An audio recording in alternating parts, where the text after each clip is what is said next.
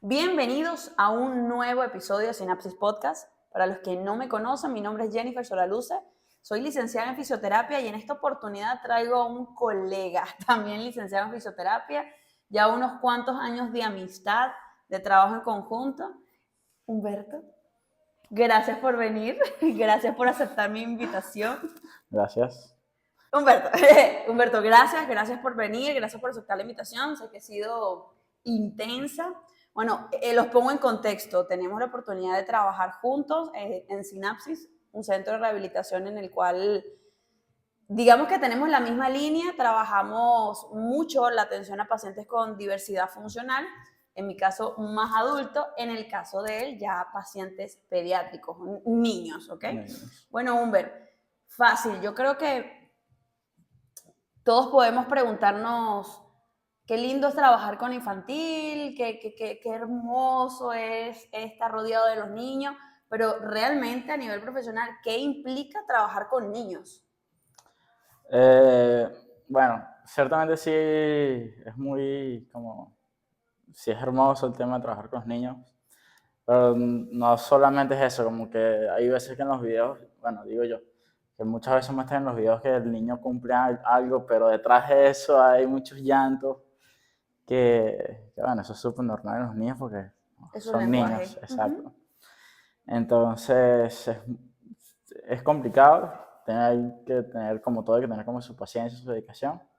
Sin embargo, es como que hay veces que siento que mucha gente le huye, pero no sé. Yo huí. Sin Yo embargo, claro, huí. como todo hay que tener la dedicación. Totalmente. Yo no sé si tú Este, sabes, yo inicialmente trabajé la parte infantil, es más, mi tesis fue una displasia espástica de sí, una yo me paciente de 7 acuerdo. añitos. Yo me acuerdo que yo te la pedí todo. Sí, Sí, sí, sí. pero creo que llegó un punto en donde la verdad no toleré tanto llanto. Tenía migrañas constantes y bueno, decidí seguir la misma línea porque mi pasión siempre es la neuro, pero ya en pacientes adultos en donde si bien no quiero hacerlo, es como que bueno, Claro. No, yo sinceramente no. O sea, por lo menos es que yo me gradué y empecé a trabajar de una y fue como, ok, está ya, chévere, independientemente que llore o no, fue algo como que yo fui desarrollando la paciencia y fue algo que por lo menos entendí que esa paciencia que yo estuve trabajando tiene sus beneficios, tiene sus frutos, porque es como que, ok, yo tengo que buscar darle la vuelta a cómo yo buscar hacer la terapia. Porque es como que no es lo mismo en un paciente adulto, tú como que le dices, mira, tienes que hacer 3 veces esto, 4 veces esto. y ya. En un niño no, o sea, en un niño tú tienes que entender que es un juego lo que tú vas a buscar realizar. Es bastante complejo porque tienes mucha creatividad.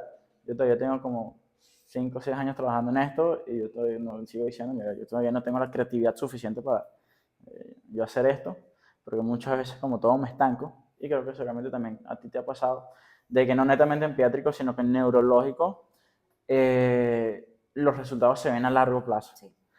Uno hay que tener en cuenta que uno tiene beneficios o objetivos a corto, mediano y largo plazo, sin Uh -huh, embargo es un poco complicado. uh -huh. Entonces no es como lo normal que uno ve, mira, 2 semanas, una semana de resultados. Sin embargo, como te digo, es complejo, es complicado y siento de que es algo, bueno, desde lo personal siento que es como, a veces siento que por lo menos en el país, desde que no hay muchos estudios en cuanto a fisioterapia infantil que yo pueda por lo menos buscar realizar.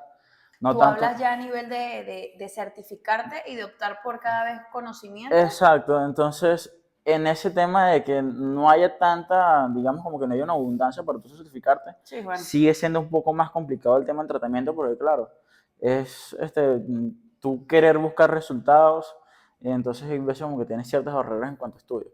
Sin embargo, con lo básico uno puede llegar a tener como que eh, muchos objetivos, muchos beneficios en esta área. Complicada, como todo, Sí, yo nada es siento que fácil. se ha estudiado como, bueno, son niños, ¿no? Los padres darían Claro, claro. todo por ver la recuperación de su hijo, sea o no, un niño con condiciones especiales. Sin embargo, más de uno, creo que tú también, al igual que yo, hemos tenido que salir de la barrera del país, Sí, sí, sí. optar por estudiar, traer nuevas estrategias, alternativas, recursos, ideas para poder implementar dentro de lo que el marco de este país no lo permite, porque evidentemente hay muchas alternativas, recursos y herramientas Claro. que se escapan del poder adquisitivo que podamos tener, ¿no? Pero ¿cuáles serían para ti los principales retos a la hora de trabajar con niños, o como yo le digo, humanos chiquitos? Eh, Más que todo son los papás. Los papás es muy complicado. Porque como dijiste, el papá siempre va a querer lo mejor para el niño. Ujú. Entonces, como hay tanta información, como existe el internet, hay tanta información, los papás buscan demasiado. Entonces ellos cada vez preguntan, vienen a una terapia y preguntan, vienen a otra terapia y preguntan. Tú buscas guiarlos, entonces tú buscas como que darles ciertas herramientas. Uno dentro de sus conocimientos, uno dice, ok, esto para mí de verdad funciona, pero yo creo que mi deber está en que si el papá me llega con un tipo de técnica o algo, un objetivo, un plan de tratamiento, que para mí no es lo ideal, Ujú, yo no puedo decirle que no lo haga.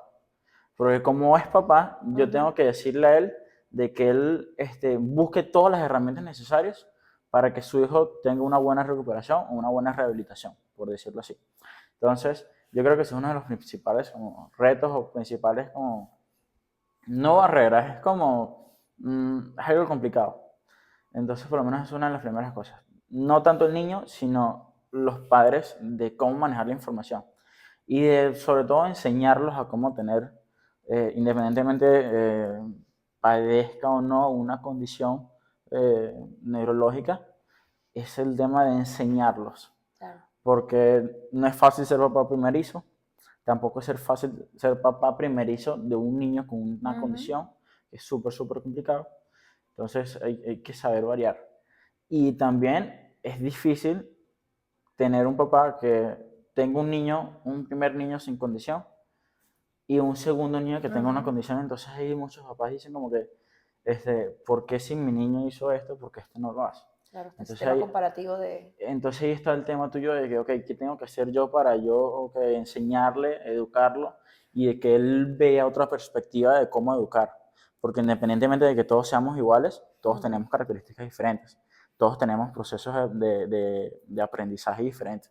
Entonces, esa es una de las primeras cosas que nosotros tenemos que buscar hacer y es como que una de las principales barreras que por lo menos yo siempre digo, que hay que saber hablar con los papás, hay que Totalmente, saber hablar de información y sobre totalmente. todo saber dar un diagnóstico a un niño. No tanto un niño, o sea, pasa también con adultos, pero bueno, en esta área es muy complicado decirle a un papá un diagnóstico que de verdad puede llegar a ser complejo. Y eso por lo menos me llevaría a una vertiente de la pregunta siguiente que te voy a hacer. Eh, em, Tú tienes un hijo con una condición especial o con una diversidad funcional diferente, pero psicológicamente muchas veces pasa que el papá no maneja duelo. No, no, no, para No, mi nada. hijo no tiene nada, claro que sí, él está perfecto y tú cuando haces una evaluación y la clínica te está diciendo que es un niño que Claro, realmente tiene eh, una diversidad funcional física, un deterioro cognitivo o realmente está bastante comprometido a nivel claro. psicomotor completo, ¿no? Pero el papá, no, sí, él se comunica conmigo, él hace caso, pero la clínica, como digo, Sí, sí. no está a favor de lo que el papá refiere, ¿no? Cómo manejar, cómo trabajar, cómo intentar llegar a eso, porque claro, no le puedes decir de buenas a primeras, tu papá, tu hijo nunca va a caminar, tu hijo nunca va a hablar, Claro. tu hijo tiene un retraso y un retardo bastante considerable, o sea, poner ese techo, primero, yo Sí, sí, nunca lo haría, claro.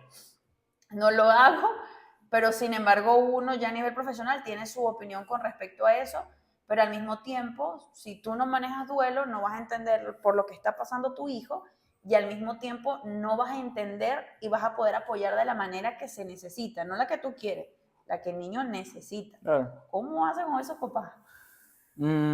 Es complicado. Muchas veces me ha pasado como que eh, llegan a evaluación y por lo menos mucho de lo que yo hago es hablar mucho con los papás. Porque es como que tú le preguntas, ok, a ver, cuéntame, ¿a qué bien o por qué acuden aquí? Entonces, no, bueno, es que queremos saber qué desarrollar el niño. Entonces ya tú como que esa interacción que te va entre físico y papá es como que algo limitada. Entonces tú tienes que empezar a romper barreras de, ok, ¿qué pasó durante ese embarazo? ¿Cómo fue ese embarazo? empiezas a como hablar e intentar de que los papás sepan de que tú no eres el enemigo, o sea, y tú quieres ayudar a la Claro. persona, ¿bien? Entonces es muy, muy complicado. Me ha pasado mucho de que muchos papás no manejan duelo, o por lo menos entienden o comprenden un diagnóstico que les puedan dar, pero es como que, ok, no prestarle atención. Ahí tienen que tener en cuenta de que también que se tenga un diagnóstico no significa que va a ser el pronóstico de toda tu vida. Exactamente. Hay que tener en cuenta algo, que todos los niños, una vez que yo escuché hace mucho tiempo esto, todos los niños son una cajita mágica, donde tú no sabes qué va a pasar. Entonces tú tienes que trabajar en base a cómo está ese niño, porque tú puedes tener un diagnóstico médico, pero la funcionalidad del niño puede ser diferente. Y nos hemos sorprendido nosotros con Exacto. diagnósticos fuertes, severos, a veces con unos techos increíbles y el niño o el adulto o el ser humano que viene Sí, sí, exacto. Es como nos sorprende. lo que tú lees en un informe o lo que te empiezan a decir cuando tú ves a lo físico, es totalmente diferente. Entonces, es muy, por lo menos, eh, enseñarle a un papá qué puede hacer y qué no puede hacer, o qué puede hacer en pro al niño, es muy complicado. Sí, porque al Eh, final es su hijo. Sí, y también tener en cuenta de que cuando tú tienes un tipo de diagnóstico, no es netamente fisio que va a trabajar y bebé que va a trabajar, tienen que trabajar todo entorno familiar. Entonces, porque puede ser que papá no acepte lo que está pasando, puede ser que abuela no acepte lo que está pasando, puede ser que mamá no, acepte lo que, no sepa lo que está pasando. Entonces, trabajar en eso es muy, muy complejo. Sí, totalmente. Porque tener en cuenta que por lo menos durante la terapia tú puedes durar 1 hora durante la terapia, Ujú. pero el resto del día va a Con estar con familia. papá, mamá y Ujú. papá Totalmente. y abuelos. Entonces tú necesitas educarlos a ellos como que, ok, ¿qué podemos hacer en pro de esto? Porque algo muy, muy básico que yo digo, si tú tienes un niño que puede tener un tipo de alteración de tono muscular, lo básico que puede llegar a pasar puede ser algunas alteraciones estructurales, Ujú. articulares, Claro, cualquier una tipo de consecuencia de... desviación. Entonces tú tienes que trabajar para evitar esas cosas. Tú tienes que enseñarlos a ellos a cómo manipular un bebé. Ujú. Obviando el tema de que hay algún tipo de alteración de tono, tú tienes que tener en cuenta de que un bebé recién nacido,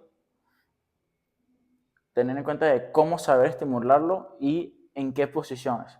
Voy a tener en cuenta algo. Cuando tú tienes un bebé, lo primero que va, o las primeras cosas que va a realizar va a ser comer. Entonces, de la manera en que como tú le das de comer al niño, te puede dar, puedes, digamos, generar ciertas desviaciones en sus actitudes motoras a posterior. Ok, En el hecho de cómo tú lo posicionas para con amamantar, algo por tan ejemplo. sencillo como comer, claro. Exacto. Entonces es como en seguir enseñando al papá y seguir enseñando a la mamá. Claro, el hecho que ¿Sí? haya amor, el hecho que seas papá, no quiere decir que tú tengas todas las respuestas para algo tan complejo como es acompañar, porque al final estás acompañando a un ser humano que en estos momentos depende de ti, pero la idea es Claro, que eso no sea así. La idea es que tú logres independencia, autonomía, aún con una diversidad claro, funcional. claro. Y ahí eso me lleva a la siguiente pregunta. ¿Qué consejos les darías a los papás primerizos que tengan un niño con una condición o una diversidad funcional o hasta papás que no tengan un niño con condición o una diversidad funcional? El primer consejo es enseñar, por lo menos con un tipo de diversidad funcional, enseñarles qué puede pasar. ¿Ok? Y entender de que primero no es culpa de nadie. Ujú, ¿Ok? totalmente. Eso, porque como estabas comentando ahorita, el duelo es algo muy, muy complicado. Porque muchas veces me llegan papá como que primeros meses de vida yo lo estuve rechazando. Y yo le digo como que, mira, sinceramente es algo normal. ¿Por qué? Porque tú estás pasando como uno como mamá, o ustedes como mamá, hay muchos procesos hormonales. ¿Ok? Exactamente. Entonces eso es algo de que hay que aprender a manejar. No es un error, eso es algo netamente natural. Y sinceramente pasa demasiado. ¿Ok? Es Ujú, cuestión de, ok, aquí no todos aprendemos por igual exactamente. y hay que entender cómo yo puedo enseñarle a mi hijo a hacer sus cosas, a hacer las cosas. ¿Ok? Entonces es, ok, yo primero tengo que saber qué aspectos puede desarrollar o qué aspectos puede ir desarrollando el bebé. Ujú. En base a esos aspectos que puede ir desarrollando el bebé, yo estimularlo. Ok. La mejor conexión o lo mejor que puede realizar un papá es la conexión entre madre, padre e hijo, incluso hermanos, ¿okay? Como de manera más lejana, abuelos. Pero es saber cómo desarrollar esa actividad de vida diaria, esa cotidianidad de papás o familiares con el niño. Eso es una de las primeras cosas que hay que entender. Porque muchas veces pasa de que si tiene o no algún tipo de diversidad funcional, todos los papás, y sobre todo si son primerizos, lo van a dejar sobreproteger. Y muchas veces la sobreprotección Sí, genera un daño para el niño. en vez de beneficiarte, ¿no? Muchas veces pasa que, por ejemplo, pasa mucho con los abuelos. ¿Qué hacen los abuelos con los bebés? Bueno, lo cargan demasiado. Sí. ¿Y cómo juegan con el bebé? No, no jugamos. ¿Qué hacen? No, solamente lo cargamos. Y le damos comida, lo dormimos y ya. Hay que tener en cuenta, yo les digo como que mira, pero tengan en cuenta algo. Si ustedes lo mantienen cargado, ustedes no trabajan, ustedes no se recrean, ustedes no se desarrollan como ser humano. ¿Y un bebé cómo se va a desarrollar como ser humano? Jugando. Exactamente. Porque esa es una interacción que ellos van a tener. O eso, digamos, que eso es como que lo único que ellos van a estar concentrados en realizar. Claro. ¿Ok? Entonces, ¿cómo tú vas a desarrollar un bebé? Primero va a ser jugando. Independientemente de que sea o no una diversidad funcional, va a ser jugando. Totalmente. Netamente eso. Totalmente. Entonces, ¿cómo voy a jugar con él? Ese es el aspecto de qué se le va a enseñar a los papás o cuál va a ser una de las cosas que se les enseña bastante a los papás. 5. 5. Regálame Ok. 5 ejemplos prácticos para que ustedes entiendan cómo jugar con un niño de entre Vamos a 2 ponerlo meses variable. y un año. Vamos a Vamos a ponerlo ponerlo variable. suave. De las primeras cosas que hay que saber es de que el niño se desarrolla jugando, ¿ok? Y ese juego va a ser en el piso. Piso. Ok. Uno de los papás que yo les dije, lo mejor que ustedes pueden hacer al niño es colocarlo en el piso. Entonces este es el tema, no, pero es que el piso está sucio. Está bien. Sistema Ok. inmune. El sistema inmune, señores, se Está- desarrolla. Entonces, ok, que el piso es cerámica y se puede golpear. Hay foames o hay pisos o hay colchonetas que tú puedes comprar, realizar. Ten en cuenta que si tú estás esperando un bebé, tú lo primero que vas a hacer es comprarle su camita o su cuna y su pisito tipo de colchoneta que Sí, sí, sea total. acolchable. Juguetes, no teléfono. ¿Ok? Una cosa es juguetes Exacto. prácticos para la edad del niño y otra cosa es usar el teléfono para que se distraiga y no te aburra a ti. Sí, Y no sí, te, sí. o no te fastidie. No estamos juzgándolo porque a veces sabemos Exacto. que, bueno, se dio el momento, necesita en ese momento hipnotizarlo y utilizan la Pero es tablet o el que teléfono. hay veces que yo digo Pero como que, sí, bueno, antes no existían los teléfonos, entonces ¿qué totalmente. había uno? Está el tema de que, ok, hay que tener mucha más paciencia, hay que educar al niño a qué hacer. No estamos hablando de que un niño se va a tener que comportar en una reunión social a los 5 meses, no, no, o sea, eso es algo súper normal. Pero estamos hablando en otros temas. Porque he visto muchas veces que pasa de que, ok, está llorando, le pongo el teléfono, independientemente que sea un niño de 5 meses, Sí. le pongo el teléfono para que salga, no, para nada. Porque hay que tener en cuenta algo. El teléfono es netamente central. Y el niño tiene que ser periférico. ¿Okay? Tiene que tener en cuenta lo que hay al frente y lo que hay a sus alrededores. ¿Okay? Entonces yo necesito algo de que el niño interactúe con el ambiente. Y eso es algo que por lo menos nosotros trabajamos mucho, que es algo del control motor. Control motor es básico. Necesito un individuo que realice una tarea en un ambiente. Y en base a eso yo desarrollo mi actividad motora. Claramente. ¿Ok? Eso es súper, súper necesario. Sí, el niño no va a gatear viendo el teléfono, el niño va a gatear porque le llamó la atención la luz de allá. Exacto. Y eso Entonces, hace que se eso es arrastre, una por ejemplo. interacción. Bien. Y yo ahí yo desarrollo mi nivel cognitivo. ¿Ok? Tener en cuenta que el nivel cognitivo y mi actividad motora van de la mano. De la manera en que yo pienso, Totalmente. yo me muevo. ¿Ok? Entonces, primero necesito un piso, necesito un ambiente donde yo pueda realizar mis actividades. Segundo, juguetes acordes a la edad del niño. Bien. Tercero, yo no puedo forzar al niño a que él realice cosas que de verdad no está adaptado para realizar. ¿Qué quiero decir con esto? Si el niño está 5 meses, 6 meses, yo no puedo pedirle, o no puedo colocar juguetes que estén por encima de esa edad. Fisher Price tiene algo muy bueno de que tiene juguetes clasificados. Juguetes aplicados de 3 a 6 meses, 4, 5 meses. cosas así. Esos son súper, súper básicos. Es decir, de que si un niño que apenas me está rolando, yo no puedo colocar una andadera a un bebé. Exactamente. ¿Bien? ¿Por qué? Porque no me va a estimular de la manera necesaria. ¿Ok? Segundo, el tema del cuarto, no sé cuál va. Cuarto, el tema de la alimentación es algo súper, súper necesario. Yo no puedo bombardear al niño en cualquier tipo de alimento, ¿ok? Yo necesito entender que mi niño tiene una alimentación primaria y tiene una alimentación complementaria. Que esa alimentación complementaria va acorde al desarrollo motor del niño, ¿bien? Porque imagínense, yo generalmente el bebé cuando está montando o está en su tema de lactancia, el niño por lo general todavía no ha consolidado un sedente o estar sentado. Sedente es estar sentado. Entonces, generalmente muchas veces los pediatras ven que cuando el niño da 6 meses, bueno, métele alimentación complementaria. No.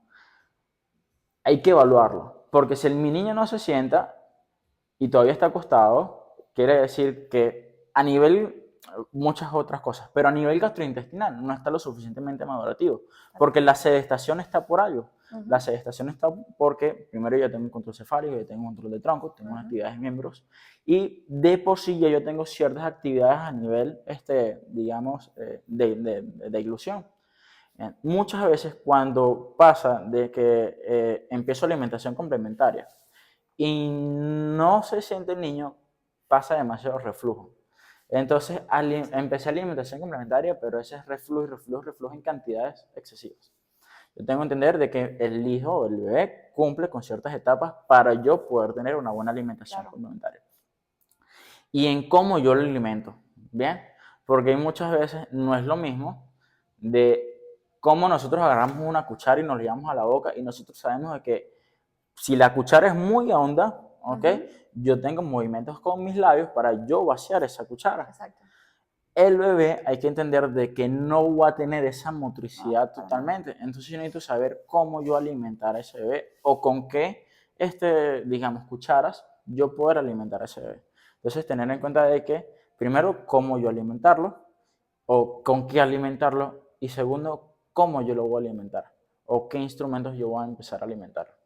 Porque muchas veces pasa de que de la manera en que yo lo alimento y muchas veces es que yo digo, ok, lo alimento, de verdad es un alimento que es exceso, tiene mucho tema de azúcar, muchos carbohidratos que pasan ahorita con el tema de las fórmulas, porque hay fórmulas que son excesivamente dulces y no es lo que de verdad está necesitando el niño porque podemos llegar a tener un tema renal.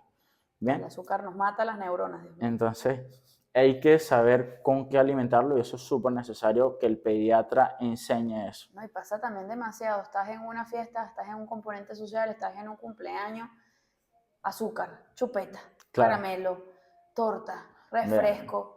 Y no sé si te has dado cuenta, la comparación de un niño con una dieta, por lo menos yo a mi sobrino lo sugerí y es algo que entre la familia lo respetamos, no le damos dulce. Nada. Él siempre tiene sus cosas y se le enseña de esa manera. Y es un niño que juega, que explora, pero no es esa hiperactividad eléctrica desaforada que los niños experimentan. Y tener en cuenta de que después de tanto azúcar va a venir un bajón que el niño no te va a querer hacer nada. Y a nivel del sistema te lo va a deprimir totalmente. Entonces no vamos a tener un buen desarrollo óseo, no vamos a tener un buen desarrollo dental, no vamos a tener un buen desarrollo intestinal, renal, muchas cosas. Por lo tanto hay que saber cuidar ese tema. Entonces por lo menos 5 cosas por lo menos que me comentaste, 5 cosas ¿qué recomendaciones?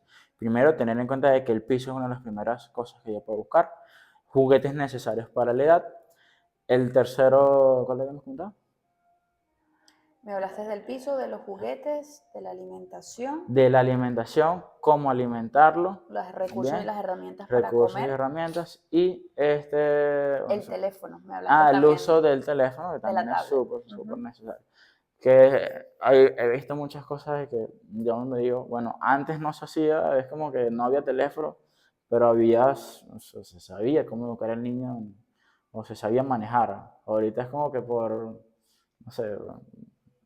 Sí, es que hay una diversidad de crianza, de Sí, entorno, sí. de padres y de su individualidad. Y el recurso del teléfono, en mi opinión, no soy especialista, no soy psicóloga, no soy psicopedagoga, pero es más un recurso para aligerar al padre De las cargas que va a tener el de niño. ese momento. Como te digo, la intención no es jugar ni criticar, porque creo que todos en algún punto, en una oportunidad, hemos utilizado el recurso, pero saber, cónchale, vamos a reducirlo y utilizarlo, bueno, ya en un momento de desesperación máxima. Bueno, a mí por lo menos me pasaba cuando yo estaba empezando en este tema de la fisioterapia pediátrica.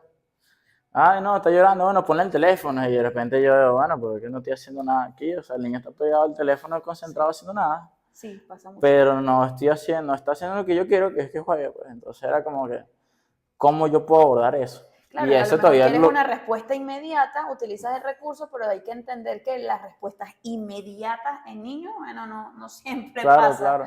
No, y tener en cuenta de que la manera en que el niño se va a expresar o le va a expresar va a ser llorando. Ujú. Es Entonces, normal que si llore. tengo dolor, voy a llorar. Lloro, Si tengo incomodidad por alguna comida, lloro. lloro. Si tengo hambre, lloro. Si me hice pupú, lloro. Todo llora. Entonces, tener en cuenta también, creo que me faltó esto también, perdón, de que el desarrollo psicomotor tiene etapas, ¿ok? Muchas veces me ha pasado de que me han llegado bebés, 2 años, año y medio, que tienen varos forzados. Entonces yo empiezo a preguntar y que bueno, Varo es una que las piernitas curvatura están arqueadas, en forma que de las algo. piernitas están arqueadas. Entonces es como que, bueno, ¿a qué edad empezó a caminar? ¿O qué edad empezó a pararse? No, como a los 8 o 7 meses. Es muy, muy normal ahorita que está pasando, sinceramente no sé por qué. Pero tener en cuenta que el desarrollo psicomotor está por ahí. Exactamente. Y el cuerpo, cuando los bebés empiezan a pararse a caminar de manera prematura, puede que ya tengan la fuerza suficiente, pero su sostén óseo y articular No. capaz no lo está. Ujú. Y es por eso que empiezan a formarse esas curvaturas. Es entender qué ítems puedo yo empezar a ir estimulando con cada juego. ¿Okay? Entonces, si lo hizo los 8 meses, 9 meses, bueno, está bien, no pasa nada. Yo tengo que prestarle atención a eso para ver si me puede llegar a estar presentando una desviación en sus pernitas, en su columna o algo. Y entender de que las consultas pediátricas Son son importantes. súper importantes. Son importantes. Súper, súper Eso me importantes. lleva a la siguiente pregunta. ¿Cuáles tú consideras que son las banderas rojas en el desarrollo psicomotor? Banderas rojas.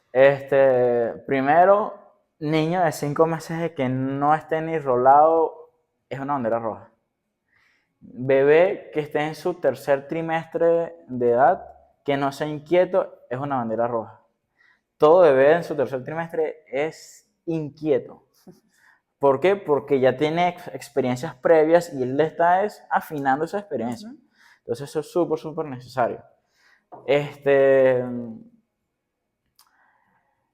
de que por lo menos en sus primeros días de vida hay ciertas conductas que hay que tener en cuenta, por ejemplo el llanto, alimentación, sueño. Si no tiene buen sueño, si se irrita muy fácil, si el cambio de posicionamiento se irrita, esas son banderas rojas. ¿Okay? Si lloró al nacer, es una bandera roja. Si Hiper no bandera lloró roja. si no lloró al nacer, es una bandera roja. Señores, si no lloró, si se puso azul, si el cordón umbilical en el cuello. Esas son muchas banderas rojas. Entonces, en resumen, tu top 5 de banderas rojas. Bueno, uso más de una extremidad que de la otra, Ok, pérdida de peso, eso ok. es súper, súper necesario porque nosotros nos estamos dando si estamos dando alimentación o no, que no sea inquieto a partir del tercer trimestre, exceso de reflujo, porque ya ahí Ok. nosotros estamos teniendo en cuenta de que o pueden estar cumpliendo un ítem motor que no me esté dando un proceso de maduración a nivel gastrointestinal, o que sea un intolerante a una comida. Ok. ¿Qué más? Generalmente, cuando nosotros vemos que están si los pliegues de los glúteos, de las rodillas y esas cosas, cuando no son asimétricos, no son lineales, y ahí nosotros también tenemos que darnos cuenta de algo, Ok. ¿ok? De que nosotros vemos una asimetría muy, muy excesiva, y ahí nosotros hay una bandera roja ahí. El tema de movimientos repetitivos ya también puede ser una bandera roja. ¿Bien? Generalmente más o menos por ahí va. Ok. Pues son muchas cosas que hay que dar en Sí, porque ves cuenta, que hay pero banderas rojas por meses, por sí, sí, desarrollo, sí, por etapas, por exacto. edades. Entonces, el Y simple banderas hecho del rojas a nivel lenguaje, cognitivo, era la que te quería el comentar. lenguaje es claro, súper, súper claro. Generalmente empiezan que se con balbuceo, pero cuando ya nosotros nos damos cuenta de que generalmente va mucho también con la deglución, de que si no tenemos un buen proceso de deglución, el tema del habla también puede verse complicado, porque ya nosotros vemos, hay veces que los papás dicen, ay, dijo mamá, dijo papá, pero realmente es un Ta, ta, algo, ta, ta, ta, ta, papá. Ujú. Y hay que tener en cuenta de que puede sonar mal, pero el niño es egoísta, Ujú. porque el niño va a buscar de que todo sea en beneficio Sí, son para una mí. etapa, narcisismo. Entonces, eso es súper normal. No, o sea, no es que se escucha mal, pues, pero es súper Sí, normal. sí, sí, Pero si sí. te pones a dar cuenta de que el niño llora para que tú lo alimentes. Sí, él es yoísta, Él es, simplemente mira sus exacto, necesidades, eso es yoísta, esa es la normal. palabra. Ujú. Eso es súper, súper necesario. Entonces, cuando nosotros nos damos cuenta de que ya lleva un año y por lo menos no concreta monosílabos, Ok. eso es Ma, pa, da, ma, a. pa, Ok. aquí, allá. Y por lo menos pasa muchas veces de que los papás ven que el niño hace esto y llega papá directo, "Ah, toma, es que me pidió el teléfono". Ujú. Cuando ya nosotros damos cuenta que eso está muy instalado y no le das para que el niño vocalice, Ok. ya eso es una bandera roja. Porque muchas veces pasa de que el niño, Sí, señala y no expresa el lenguaje hablado. entonces no, tú tienes que permitirle que el niño, dame, Que busque la manera de te, comunicarlo. exacto, Ok. busca una manera de comunicarlo, eso es súper, súper necesario. Ok. Y hay muchos papás que, primerizos, es súper normal, Sí, errores de de. que, ¿Qué quieres? toma. ¿Pero qué quieres? Y hay que tener en cuenta de que si tú le estás preguntando al niño y te está respondiendo de manera que te señala, Señalizada. Ajá. te está entendiendo. O sea, hay una capacidad cognitiva De ahí. percibir. Sí, es que no es lo mismo el lenguaje entendido que el lenguaje hablado. Exacto. Y aunque tú veas que cognitivamente el niño se comunica, pero no quiere decir que esté expresando el lenguaje Sí, hablado y eso hay que es que buscar hay que también tener en cuenta desarrollarlo. de que la comunicación hay muchas maneras de comunicarse. Ujú. Porque hay que tener en cuenta de que en los pasados se comunicaban con jeroglíficos y se entendía. Exactamente. Podemos tener una comunicación no verbal, que es totalmente escritura, Ujú. y un tema de señalar. Hay un tema Expresiva, claro. de habla, de que yo puedo emitir sonidos, y el lenguaje de que yo pueda comprender y entender lo que yo estoy diciendo. Exactamente. Entonces hay muchas maneras de comunicación. Por ende, Entonces, muchas maneras de estimulación. exacto. Perfecto. Humberto, mucho se habla de la influencia que tiene la alimentación en el desarrollo de los niños con o sin alteración o diversidad funcional. ¿Cuáles tú crees que sean las influencias de los alimentos en el desarrollo psicológico y motor en un niño? Mira, hay que tener en cuenta de que cuando nosotros nos alimentamos, el alimento nos da la energía necesaria para nosotros realizar nuestra cotidianidad. Si esa alimentación no nos aporta la suficiente energía, no podemos interactuar, ¿ok? Entonces es súper necesario, o mejor dicho, hay que entender de que exceso de azúcar es muy peligroso. Exceso de azúcar, el segundo Entonces, que me lo dice. exceso de azúcar es muy, muy peligroso porque incluso en niños donde no tienen un buen proceso de maduración renal, les estás haciendo daño. Las neuronas se las estás matando. Tener en Dos. cuenta de que no tener un buen proceso gastrointestinal o no tener un sistema digestivo permeable para captar diferentes alimentos, al no tener eso, le estás haciendo daño. Alimentos con gluten. Últimamente se ha estado hablando de que el gluten pueda tener una afectación a nivel cerebral y puede empezar a tener, eh, eh, puede empezar a irritar áreas cerebrales. Eso se está viendo mucho. E incluso en niños con autismo están optando por alimentos sin gluten y con un bajo, digamos, azúcar añadida o artificial. Es importante evitarlo. Incluso en niños con parálisis cerebral o que tengan trastornos de irritabilidad cerebral muy, muy severas, se evita el no consumo de gluten. Bien, eso es súper, súper importante. No, para la gente que no lo sabe, la energía captada por el cuerpo digamos que se dispersa en diferentes áreas, cardíaca, renal, respiratoria, cerebral. El cerebro requiere una cantidad de energía que la gente ni lo sabe. Bastante. Y una de las principales fuentes de energía, por no decir casi que el 90%, es la glucosa. Pero el azúcar procesada no es la única manera. Tú te puedes comer una papa, una batata, una remolacha y ellos, sí, tú dirás, no es un carbohidrato, pero eso se transforma y se sintetiza en la energía que puede ser no, por lo el ATP. menos puede llegar a suceder tú, de que lo llevaste al colegio, le dieron chupeta, no, galletas, los jugos que azúcares. se les da, Dígame, eso tiene un azúcar extremadamente, o sea, hay demasiado Coca-Cola, azúcar. refresco. Y ahí tú estás haciendo que sean niños que sean propensos a diabetes, entonces, obesidad mórbida.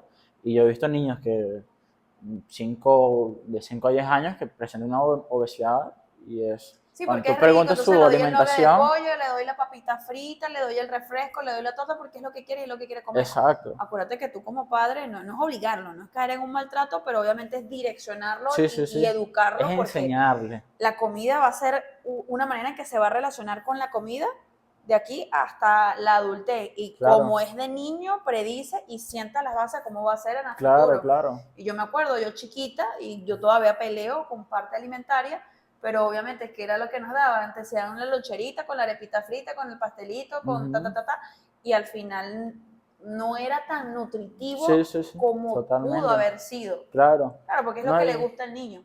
y tener en cuenta de que somos niños o son niños que están en proceso de maduración sistemática. Exactamente. Y No es lo si mismo. tú no le das los aportes, los nutrientes necesarios, tú vas a tener que esos procesos madurativos estén mal, ¿okay? Exactamente. Y que no es lo mismo estén tú como alterados. adulto, como difieres, como procesas, a como lo hace un cerebro en maduración. O sea, tu bebé se formó en el embarazo, está formado, pero no está madurado. Exactamente. Y como esa maduración va a tener una etapa, va a tener un desarrollo, tú diriges eso y tú puedes influir en cómo se desarrollan Claro, esos procesos. totalmente.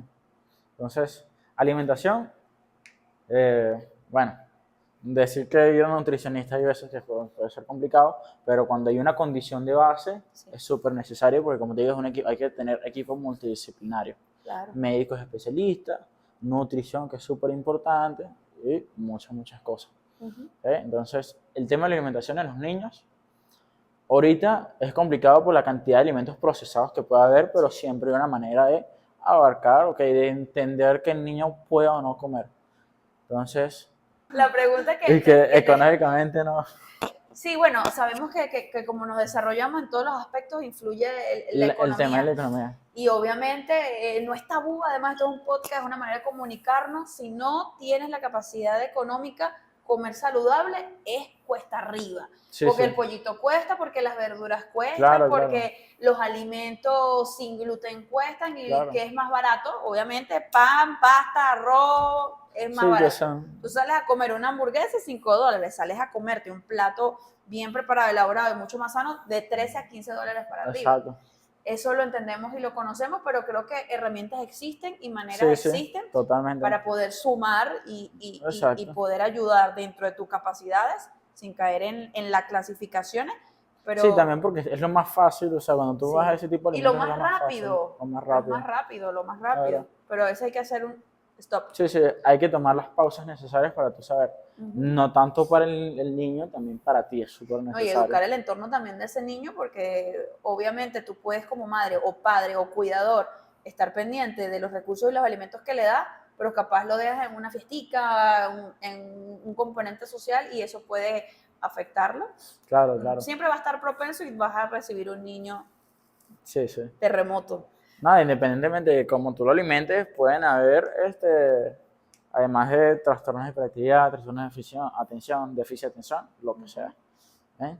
Bueno, ¿tú consideras que es bueno o malo la rutina en niños con condiciones especiales? Es depende, porque por lo menos tener en cuenta, con condiciones especiales o una diversidad funcional, hay que tener en cuenta de que la manera en que ellos van a aprender va a ser diferente. ¿Ok? Entonces, tú necesitas complementos. Complementos como terapias, lenguaje ocupacional, fisioterapia, hidroterapia, fonoaudiología, esas cosas.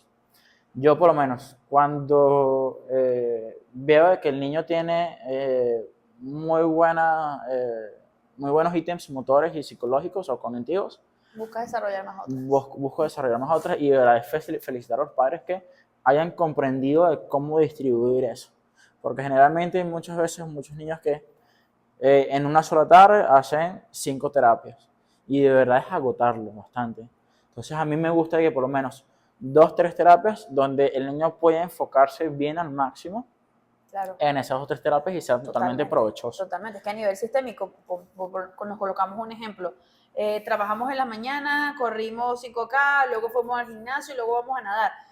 Las últimas actividades no tienes las pilas Claro, tan cargadas totalmente. y evidentemente no vas a rendir igual, no lo vas a disfrutar igual, Totalmente. no te va a producir el efecto que digamos que estamos buscando por la dosificación. No, Sí, no es que sí, está claro. mal. No, No para es que el nada. lenguaje esté mal, no es que la piscina esté mal, no es que el karate esté mal, No, es cuánto de eso puede influir positivo o negativamente. y es entender de que el niño hay veces que se va a irritar y eso es normal. Y tiene Por que ejemplo, a nosotros nos pasa, o a mí me pasa. Yo trabajo durante el día y busco entrenar en la noche. Hay veces que ya No puedo. 6 de la tarde, yo Aguanto. digo, ¿será que voy o no voy? Y yo digo como que, bueno, yo estoy consciente, yo tengo un tema de disciplina y cuando voy, ok, sí, de verdad, fue bueno, fue beneficioso y lo disfruté. Pero hay veces que no. Hay veces que estás tan cansado y ojo, suma a nivel de disciplina, sí, suma en tu conducta, en tus hábitos, suma la disciplina, pero a nivel físico y emocional es totalmente diferente. no es lo mismo. Entonces, no rinde, te imagínate ahogas, no nada. Imagínate con un niño, hay niños que de verdad no quieren, no pasa nada. Entonces es el tema de de ser creativo, de buscar algo que de verdad les guste y que sea como algo disperso para ellos y que no sea más de lo común. Exactamente. Que generalmente en mis 5 años, de 5 o 6 años que yo llevo trabajando, sigue siendo difícil para mí. Porque hay veces como que yo llego, necesito trabajar esto y ver al niño no quiere, entonces como que... No, y como humanamente tú cansado tienes que buscar estrategias recreativas y divertidas y frescas para trabajar es complicado. Como verdad, es súper complicado no todos porque los días lo vamos yo necesito a hacer saber como que, ok, me calmo, ¿qué puedo hacer?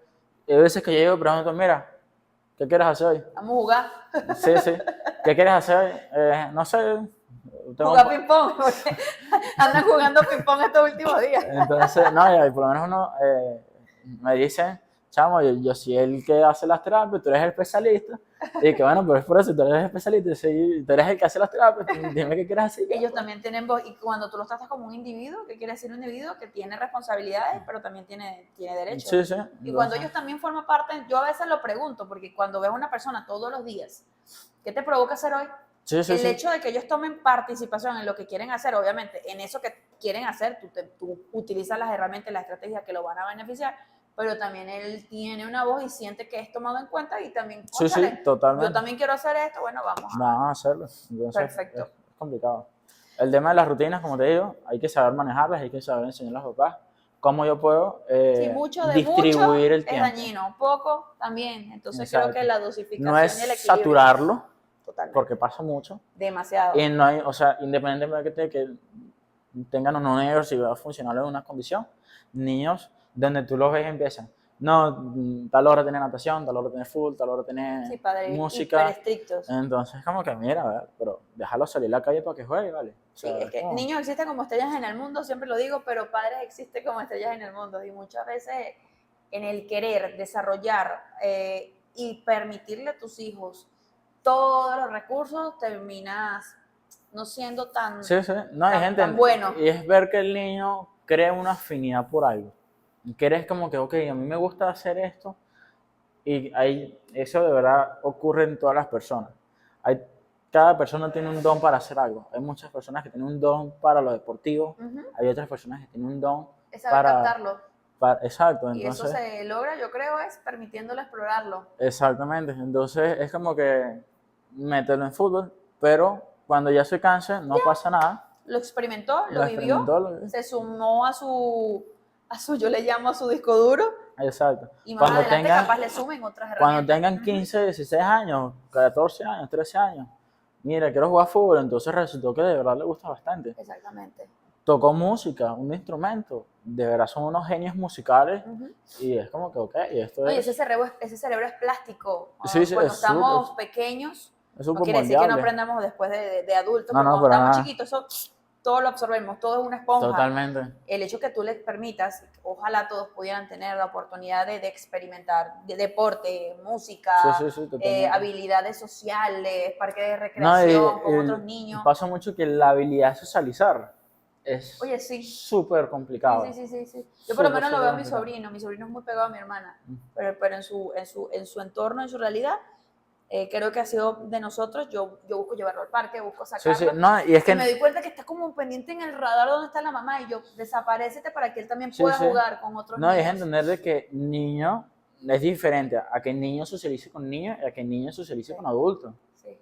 Yo creo que yo fui una niña que socializó demasiado con adultos, Okay. y hoy por hoy hasta todavía, yo ando con gente de mi edad, yo busco como Es que por lo seguir menos con adultos. hay etapas para todo. Entonces, Yo no socializaba con los niños, tuve un problema yo chiquita. por lo menos en el colegio a mí me costó socializar. Muchísimo, a mí también. En la universidad fue, Yo socialicé en el octavo semestre por el baile de FNP y ahí con sí, eso te digo todo. a ver, que nosotros igualito nos conocimos yo estaba En un en, curso yo de estaba, fisioterapia infantil, me yo estaba en acuerdo. quinto, ¿en qué? Quinto semestre, estabas en sexto. Exactamente. Entonces ahí, Ahí iniciamos el nosotros. tema de la socialización es súper importante. Porque primero me va a dar experiencias cognitivas, experiencias auditivas, experiencias de habla, motrices, pero socializar en estándares de edad Exacto. acordes. ¿Bien? Bueno, perfecto. ¿Qué consejos prácticos le podrías dar o le recomendarías a los padres de hoy en día? Por favor, da un consejo con relación al teléfono. Bueno, en cuanto a bebés, tener en cuenta que hay que saber jugar con bebés. Hay que saber cómo manipular, cómo jugar, el tema de la alimentación es súper, súper importante. Consultas con pediatría, creo que lo había comentado, súper importante. Bien, entonces es respetar cada ítem motor, ¿ok?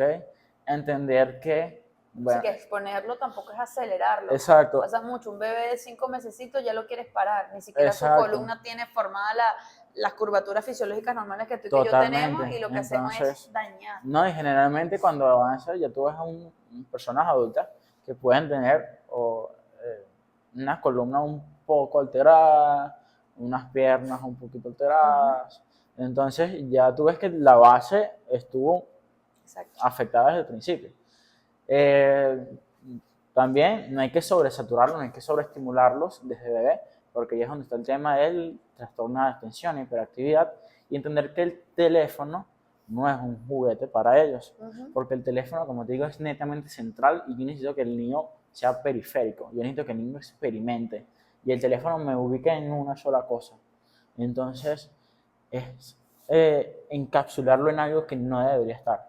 ¿Okay? Entonces, cuando yo por lo menos veo que son niños que son muy, digamos, eh, muy en sí mismos y no son tan inquietos, ¿ok? Eso lo Entonces empeora. Ujú. es complicado.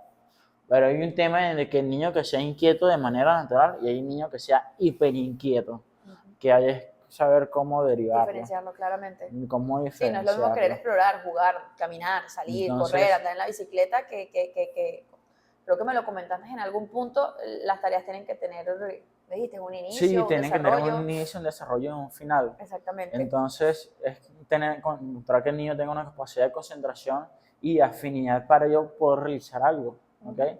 Entonces, también entender que como padres y madres van a vivir por diversas etapas. Ujú. Entonces, entender de que ha pasado, de que hay mamás que en sus primeros meses de madre se sienten súper mal porque sienten un rechazo al niño y es súper normal. Entonces, como te digo, eso es un tema hormonal. Claro, no, ahora no solamente es conocer esta nueva etapa de tu hijo, sino también conocer tu nueva etapa Tu como nueva padre. etapa, exacto. Y como padre también es súper complicado porque, ok, ¿cómo puedo yo brindarle a este nuevo integrante de la familia eh, una muy buena calidad de vida?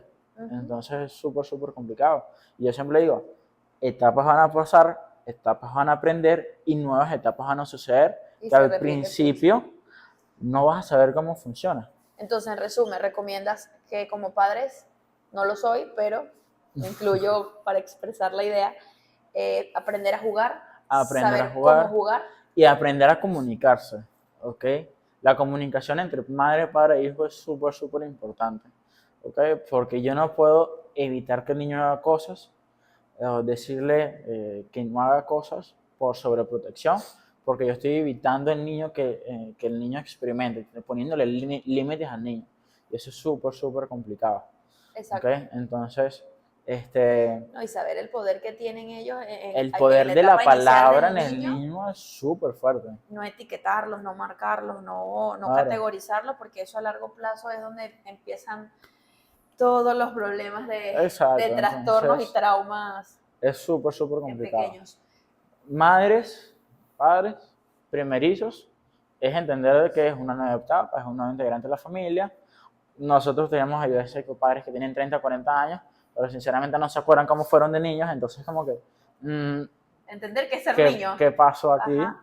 Tú también te Eh, equivocaste, también tumbaste el vaso. sí, sí, hay muchas veces que pasa como que, Cóchale, sí, no lo había pensado. Es cierto, yo ahorita damos por sentado tantas cosas. sí, sí. Ahora, nosotros como especialistas, tú tienes desarrollada la prevención, él no la tiene. Se le va a caer el vaso. Sí, sí, es Va a súper ser normal. normal. Y es para eso de que, bueno, Se va a ensuciar la cara, no si tú tiene. quieres evitar, bueno, dale un vasito de plástico. El tema de la alimentación, hay veces que yo le digo, mira, los primeros meses, ponle el plato de comida y no importa si juegue. Yo como persona, a mí no me gusta el desastre. O sea, hay una terapia que se llama patatus o algo así, no me acuerdo. Es como que meter al niño a hacer desastre. A mí no me gusta porque me ensucia. El sucio no me gusta, entonces me siento incómodo. Pero yo le digo a mis papás, a los papás, háganlo porque yo necesito que el niño tenga una experiencia sensorial. Y muchas No, y que veces... se desarrolle algo Sí, agradable sí, con la comida. exacto. Y muchas veces evitar o permitir que ese niño tenga esa experiencia sensorial evita lo que es la selectividad alimentaria. Cónchale, sí. Entonces, ahorita vemos niños de que no les gusta los vegetales, no les gusta el brócoli, no les gusta tal cosa. Entonces, es porque no les permitieron como que una buena experiencia sensorial con el alimento. En uno de los sitios de trabajo donde yo estaba, terminaron una terapia, entonces hacían que sí, bromas de espuma y esas cosas.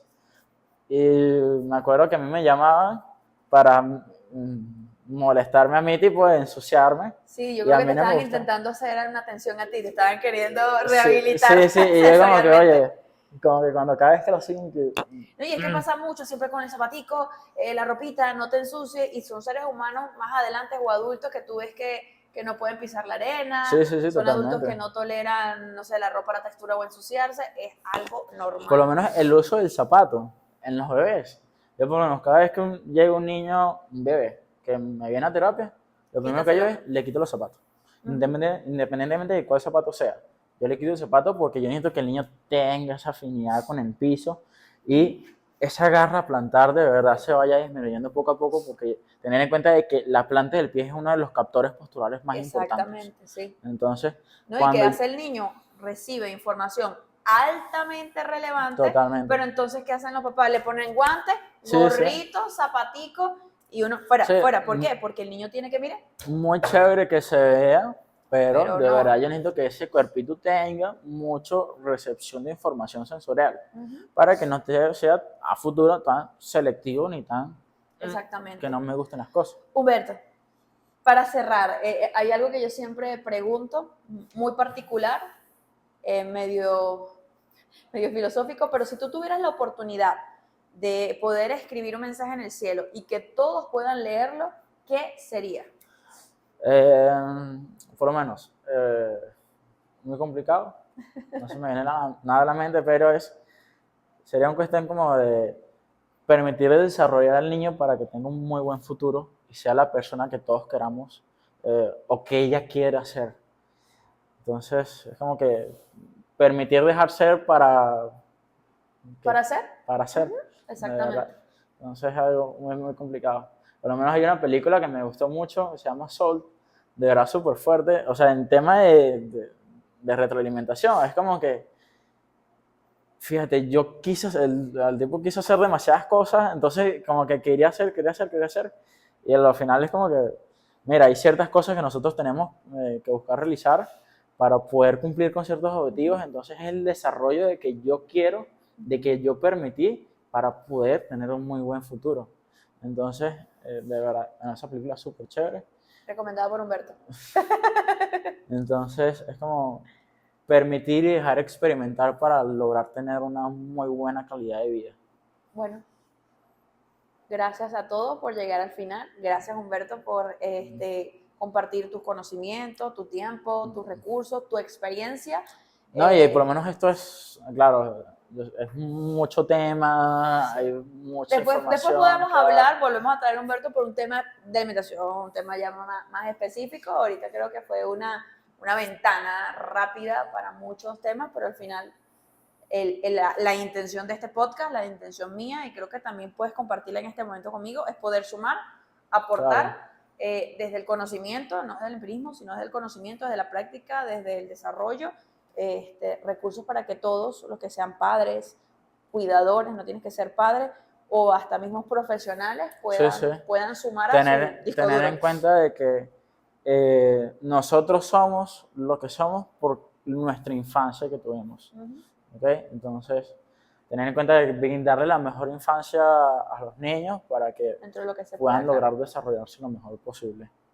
¿Okay? No solamente como padres, madres, sino como, bueno, yo no soy madre, que yo no soy padre, no. No, madre no eres. Okay. Entonces, pero sí comparto con muchos padres, con muchos niños, entonces como que brindarle información súper importante para que ellos puedan ser un buen papá, una buena mamá y puedan lograr comunicarse mejor con su hijo. Sí, porque al final el niño está creciendo, pero tú como padre también estás aprendiendo, ¿no? Exacto. Todos, Totalmente. él está aprendiendo, tú estás aprendiendo, nosotros estamos aprendiendo, Sí. y al final todos queremos Tú puedes ser madre, padre de 3, 4 niños, pero cada niño es totalmente diferente y tienes que saber expresarte. Bueno, yo creo que hemos llegado al final de este episodio. Recuerda suscribirte, darnos like y compartir este episodio si sientes que a alguien le pueda sumar, beneficiar o aportar. Muchas gracias por llegar hasta el final. Nos veremos en el siguiente episodio. Chao, chao.